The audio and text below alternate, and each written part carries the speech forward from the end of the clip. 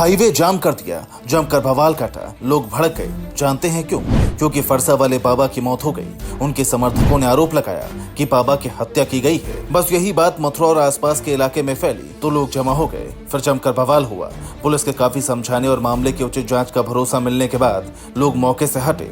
तब कहीं जाकर जाम खुला। अब सवाल ये कि आखिर ऐसा हुआ क्या था? तो आपको बता दें कि चंद्रशेखर उर्फ फरसा वाले बाबा खुद को गौरक्षक बताते थे। शनिवार को उन्होंने अपने कुछ सहयोगियों के साथ कोसीकला के पास एक ट्रक का पीछा कर उसके आगे बाइक लगा दी। फरसा वाले बाबा को संदेह था कि ट्रक में गायों को भरा गया है। जिस समय ट्रक के पीछे फरसा वाले बाबा खड़े थे और चेकिंग करा रहे थे, उसी समय पीछे से दूसरा ट्रक आया और जोरदार टक्कर मार दी, जिससे बाबा की मौके पर ही मौत हो गई। उनके समर्थकों ने आरोप लगाया कि बाबा की साजिश के तहत हत्या की गई है। इसी को लेकर हाईवे पर जाम लगा दिया गया।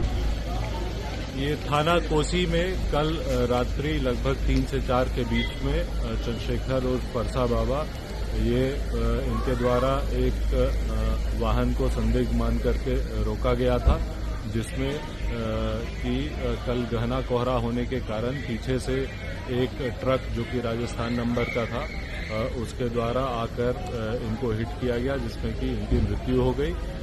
जो कंटेनर इनके द्वारा रोका गया था उसमें किराने का सामान पाया गया और जो ट्रक पीछे से आया राजस्थान नंबर का उसमें तार लदे हुए थे। जो ट्रक है उसके चालक और परिचालक दोनों अलवर राजस्थान के रहने वाले हैं और ट्रक दुर्घटनाग्रस्त हुआ और चालक भी चोटिल हुआ है, जो कि उपचाररत है। इसमें गौ तस्करी की किसी प्रकार की कोई बात नहीं आई है। जो कुछ लोग इस घटना को लेकर के इकट्ठे हुए थे उनके द्वारा थाना छाता में जाम लगाया गया व पथराव किया गया। आवश्यक बल प्रयोग करके जाम खुलवा दिया गया है। अग्रिम वैधानिक कार्रवाई की जा रही है। यहाँ सबसे अहम सवाल ये कि फरसा वाले बाबा जैसे लोग खुद को गौरक्षक बताकर क्यों गाड़ियों की चेकिंग लेने लगते हैं? क्या गौरक्षक कोई आधिकारिक विभाग है या फिर सिर्फ गुंडागर्दी दिखाने का एक जरिया? अगर बीच रास्ते में ट्रकों को रोका जाएगा तो किसी भी वक्त हादसा होने की आशंका तो बनी ही रहती है।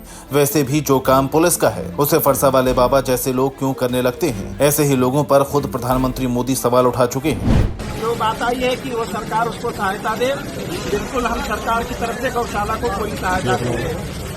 बाबा जी का जहाँ दाह संस्कार होगा वो जमीन बाबा जी के जरिया सा उसका समाधि स्थल बनवाया जाएगा।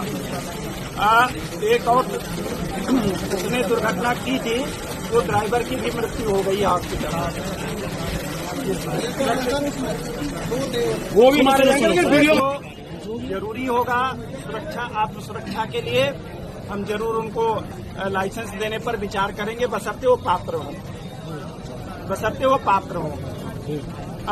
चौकी के संबंध में या देखिए बाबा जी थे तो हम लोगों को भी ये था कि कोई मतलब हमारे गौ माता लोगों को, गौवंश को क्षति नहीं पहुंचा पाएगा। वो उसी उसमें हरियाणा बॉर्डर पे गए हुए हैं।